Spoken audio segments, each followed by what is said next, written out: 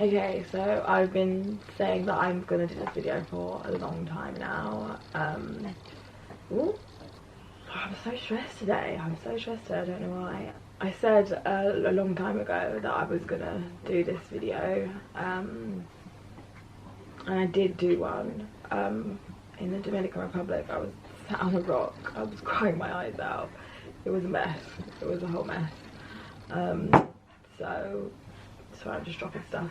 I'm not going to post that one, not just because I was just crying throughout the whole of it, but also because I didn't really explain what actually happened to Mum. I just was just sort of explaining the fact that I couldn't internalize what has happened, and I couldn't quite believe that it was true.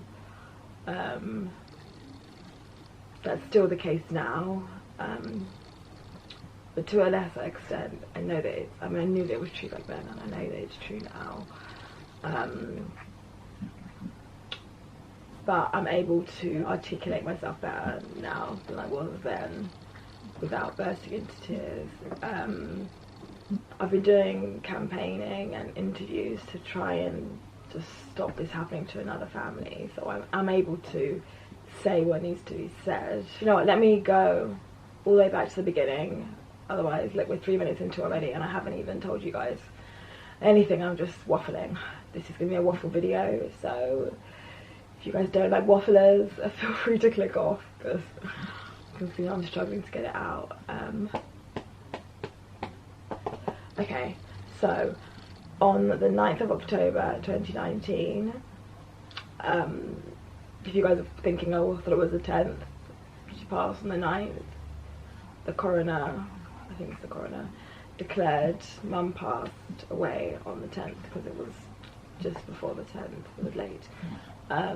So Mum was at work. She always stayed that a little bit later than what most people would, just making sure that everything was done and that she's ready for the next day.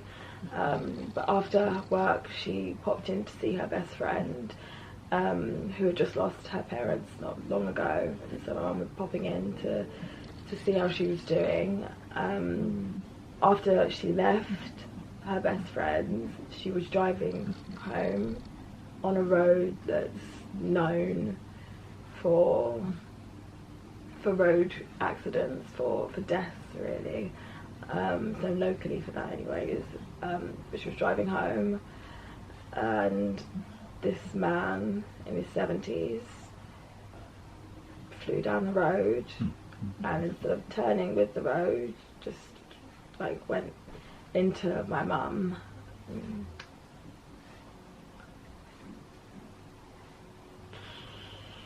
And she was gone instantly. I know that because the police told me that, but I actually met, sorry.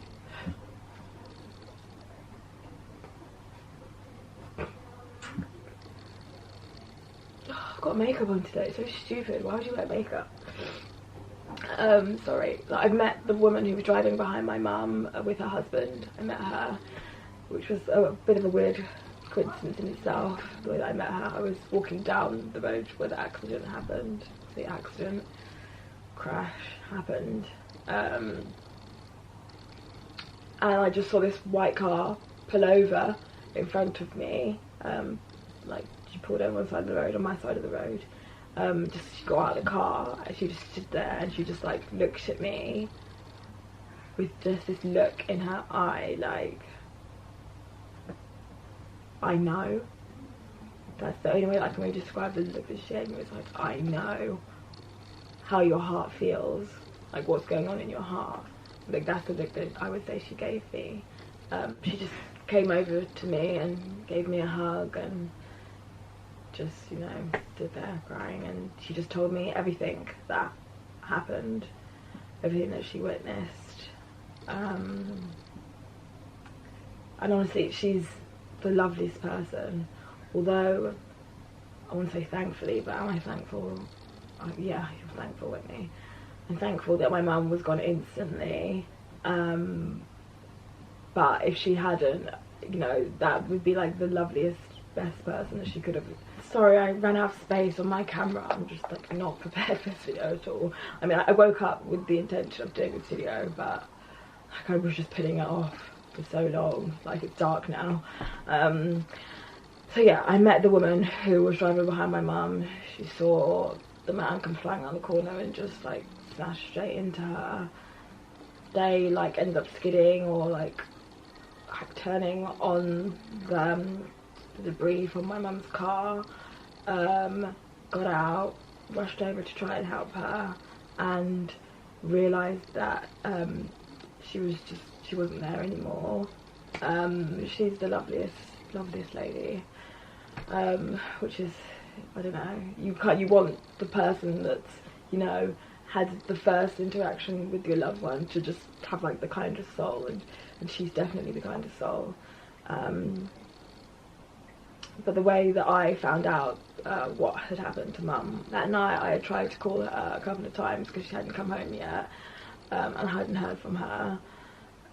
We had spoke about her going to go see her best friend a couple of days beforehand. Like, we went for like a cute little day out in town. We do that all the time, like go get our nails done, go grab something to eat, look for the shops, catch up, just chat nonsense. Like, we do that all the time. And we'd spoken about her going to see her friend, and she was excited and all that because she hadn't seen him in a minute. So I knew where she was. I just didn't know why she hadn't come home yet.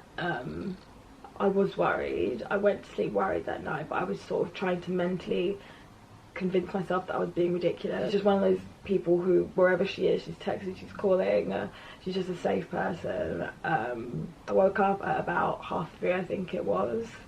I think because I was worried I wasn't really sleeping, and I was like sort of just like half sleeping. I woke up still worried, and Mum still hadn't returned. So we called my mum's friend, and she said she left hours ago. And then we sort of started the search party basically. And my mum's friend found out that there was an accident on the road, which is literally like 3 minutes from her friend's house, which is 3 minutes from where we used to live, where I grew up. And there'd been an accident, and it involved Mum. So from that moment I just started crying, because I just knew something wasn't right. For Mum to not tell me, wait, this has happened, oh my gosh, look what happened to my car, this is terrible, what are we gonna do? Like, there was none of that.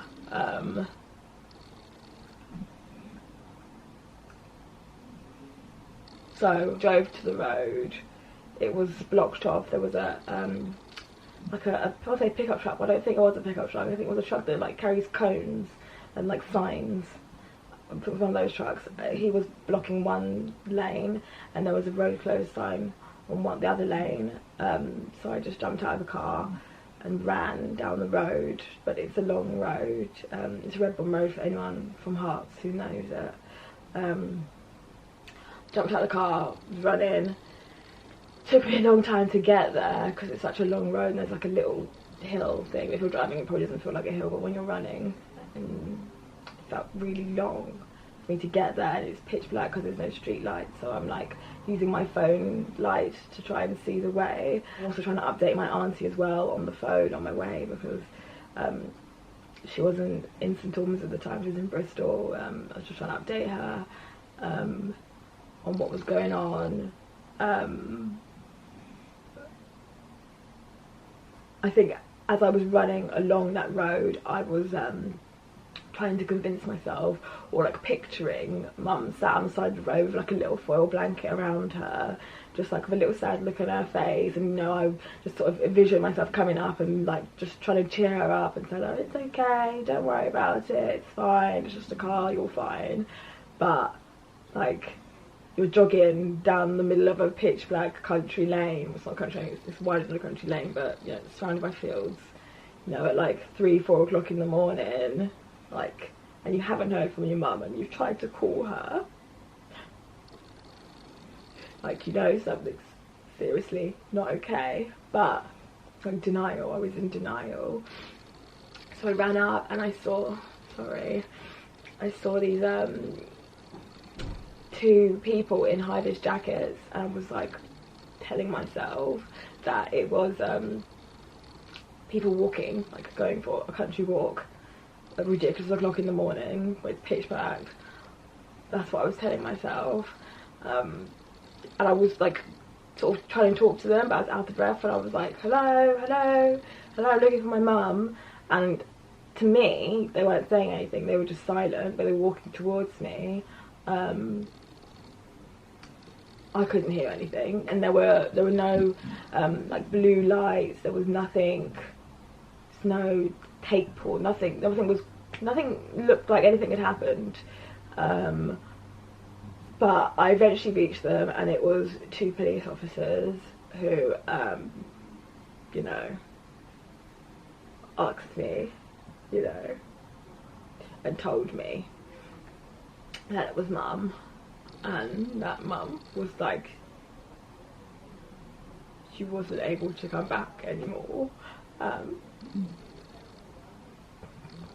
obviously when it's 2 strangers, you don't know them, never seen them before, and they're telling you this thing about your mum, you don't really believe them. So I was still wanting to go and see her. I was like, just let me see her car, I just want to see, like, for my own eyes, like, because there's nothing here, there's no car, there's nothing, there's no bag, there's nothing. Didn't believe them, and that kind of just stayed the theme for a long time. I still couldn't internalize it and come to grips with the fact that that's reality, because you just don't expect your loved one to go to work and then just never come back, just like that, to just disappear. It's the last thing you ever expect in life. I think it only really hit me when I actually saw her at the Chapel of Rest.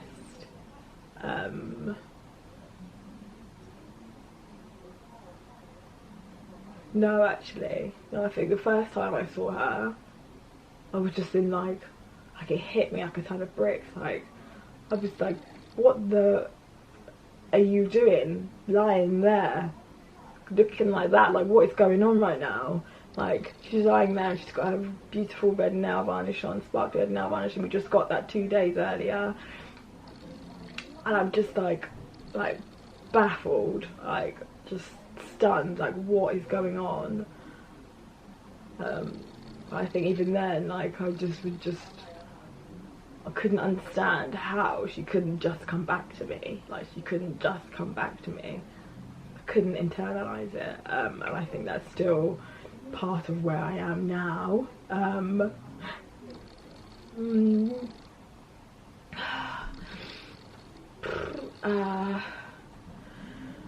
I saw this video today that said that, like, grief, you go through first of all like denial. I didn't get past that part of the video. She just said the first stage of grief is denial, and then after that I was like, okay, let's cut that video off, because clearly I'm still in stage 1. I haven't got past that part yet, even though I'm campaigning to get street lights and speed cameras put on that road, because 18 people have passed away on that road, including my mum and the man who killed her. It's 18, it's a lot of lives, and a lot of people have also suffered serious life-changing injuries from accidents on that road. In fact, I had a meeting with someone from St Albans District Council. This happened in St Albans, by the way, and the man that I had a meeting with, he had also had an accident on that road as well on my birthday, which is just weird. Everything just, with all these weird, like, coincidences that keep happening. But that was a couple months later. He was riding his bike and was hit by a car. It's just like something that just keeps happening on that road. So I've been campaigning. I've done a petition which has over 3,000 signatures. Kind of didn't expect it to reach that, to be honest with you. I think when it's something that you've done yourself, you just sort of expect it to just sit there and go nowhere, right? I mean, I knew that my mum was loved, like, on her day, the day that we laid her to rest. Like, hundreds of people turned up for her to show their respects. So I knew that those people would sign it. But beyond that, I wasn't really expecting it. But you know, realistically, there's a lot of families who have lost lives on that road. A lot of people have been affected by it, so, you know, they're all behind it, because, you know, everyone wants it to just end. So many families drive up and down there, you know, no one wants it to happen to their own family. I think that campaigning and throwing myself into pushing this forward, doing the interviews, you know, meeting the council. Well, I say meeting the council, I mean meeting someone from St Albans District Council. I also met the Police and Crime Commissioner of Hertfordshire yesterday to see how he could help. But the one person, the one organisation that I haven't heard back from is the organisation that's actually responsible for implementing these changes. That's Herts County Council. I sent them the petition, I sent them our requests, I haven't heard anything back from them. I think that throwing myself into campaigning is a way of me maybe trying to get justice for my mum, to stop this from happening to other families, but for my mum to get some sort of justice, because the man who killed my mum, who drove into her, he also died instantly. So there's no court case, there's no sentencing, there's none of that. It's just like, okay, your mum's gone, the man who took her is also gone, accept it, because you can't charge a dead man. I'm trying in this to not become an angry person. I'm trying to find like a positive result out of this whole thing. The last thing that my mum would want is for me to become an angry, bitter person. That's not who she is, that's not who I am. But of course, like, it's hard to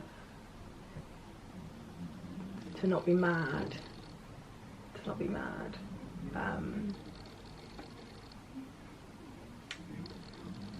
I just wanted to end this video by telling you guys, sorry, that is my dog right now.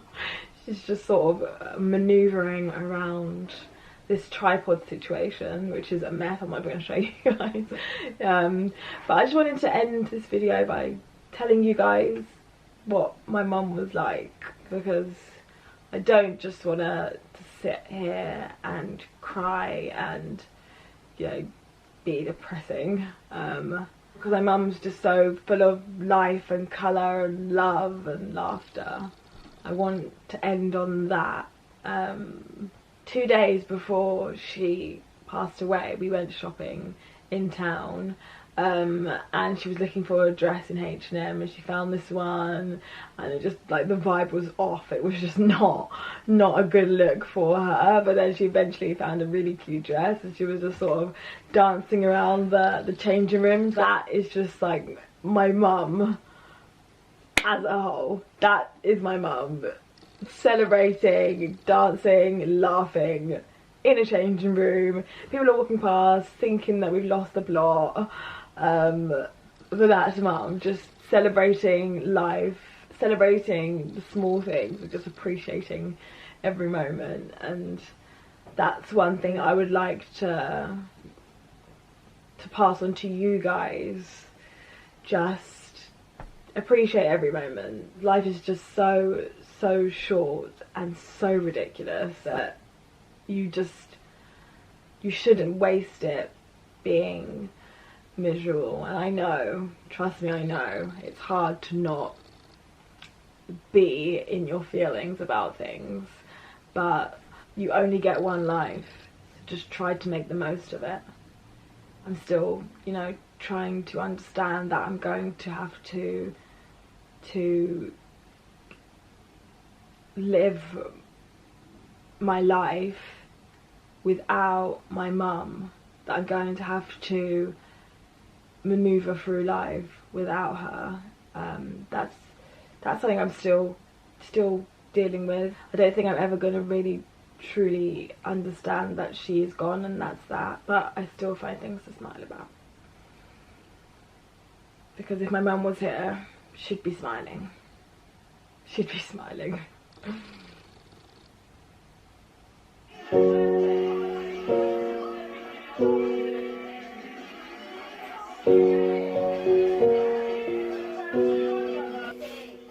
I took the supermarket flyers from the windowsill, threw the day old tea from the cup,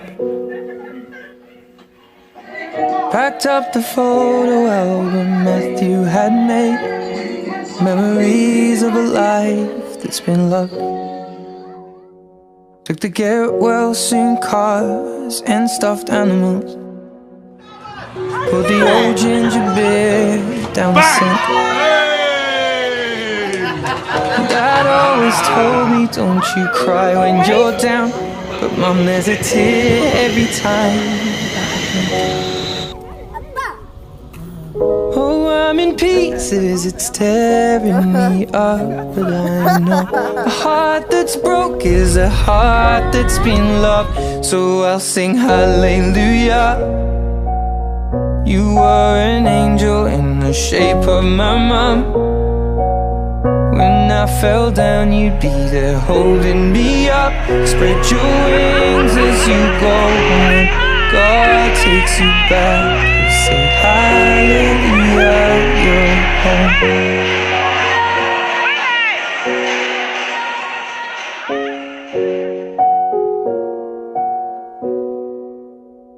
Fluffed the pillows, made the bed, stacked the chairs up, folded your nightgowns neatly in a case.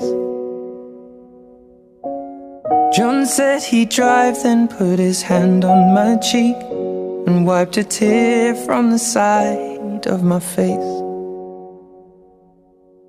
And I hope that I see the world as you did, 'cause I know a life with love is a life that's been lived, so I'll sing hallelujah. That's where I get it from. You were an angel in the shape of my mum. Good night, Mimi's Auntie Jilly. When I fell down, you'd be there Can't wait to holding meet me Mama. up. Spread your wings as you go, and when God takes you back, you say hallelujah. Hey, what's the way there?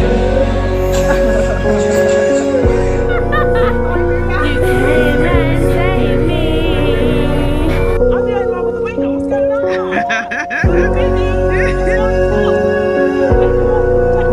Come on in.